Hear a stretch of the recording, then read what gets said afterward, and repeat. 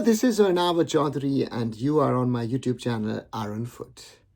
On Saturday, I had reported on this very channel about the I-League Clubs Association holding a press conference virtually and informing the media about the current status in their conversations with the All India Football Federation in regard to the future of the upcoming I-League season, of the 2024 season, which actually is supposed to start on the 22nd of November. And as we got to know, the I-League clubs are very, very clear that they are not happy in regard to, especially regard to the broadcast in the potential future outlook of Indian football. And therefore, it wasn't very, very clear where are they going to go, in what way going to go, how is it going to go forward.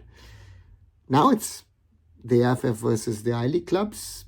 Not the first time that India's clubs have gone against the National Federation, but in this case, there are a lot of questions that the All India Football Federation actually needs to answer, and there is actually been no statement whatsoever either from the President of the All India Football Federation, Kalyan Chaubey, or the Secretary, Anil Kumar Prabhakaran, on the allegations, on the points raised by the I-League clubs.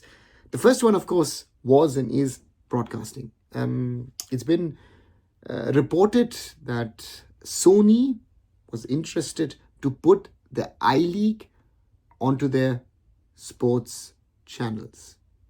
A big thing for the I-League because, it's been struggling in regard to getting space on linear television. Now, what since then has happened is that the Shrachi Group has somehow come forward for reasons only they themselves really know.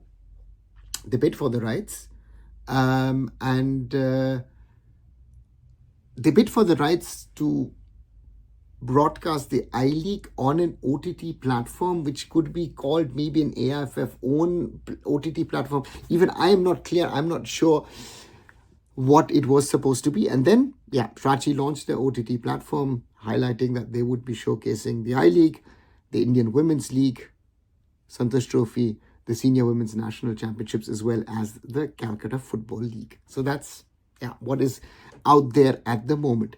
A platform which didn't exist, a so-called sports broadcaster with limited to no knowledge on the topic.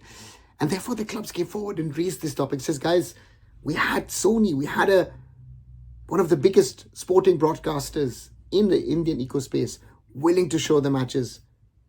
Why are you not going for them? Why are you going for someone else who potentially is going to make money on subscriptions, potentially also offering a certain amount of money to the All India Football Federation, while actually the AIFF is also contracted with FSDL, who are saying, listen, we're willing to help you with the basics, but we're not going to go out in the market and try and promote the I-League to a broadcaster if the broadcasters aren't interested. It is utter chaos from the side of the AIFF, and it's disturbing to see that not only a great option for the I-League seems to have been missed. But the question also is what is the way forward? Because Anil Kumar Prabhakaran, as the Secretary of the All India Football Federation, is also part of the Kerala Football Association and one of the biggest advocates of the Super League Kerala. And there have been reports of some sort of a model of encouraging Super Leagues across states. What happens then to traditional clubs who have been around for a long, long time? Now, the clubs of the ISL, it's a different story. They've been around now for 10 years. They are now part of the system somewhat. But on the other side, the question needs to be asked is, the Super League Kerala sort of one side highlighted that there is some sort of demand at local level for football. But are you able to transform that as a state association with the existing clubs, make them more interesting for fans to be able to watch? All of these questions are interlinked. The AIFF has to see their role to be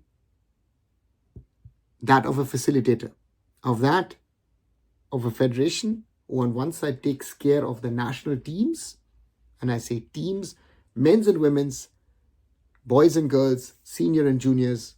That's their key role.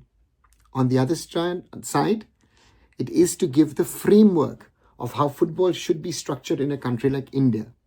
And those are the things which, in my opinion, where we are failing very, very badly in an Indian football context.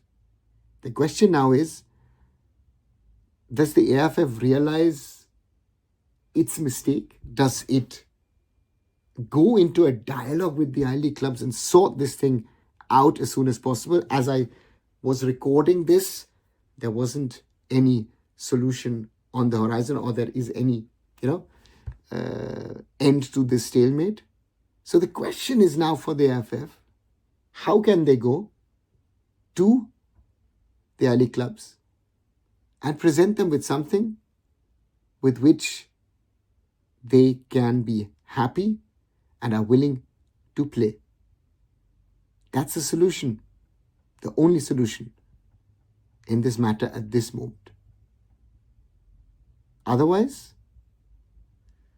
this is another piece in the puzzle which has shown how the AIFF has failed over the last 2+ years since the FIFA suspension. Guys, let me know what you think about this. Do you agree with me? Do you disagree with me? Do you have any points to add? As always, write them down in the comments below. As always, like, share and subscribe. Arunfoot here on YouTube. On my other social medias, visit arunfoot.com. And I'll be back very, very soon. Arunava Chaudhuri signing off. Bye for now.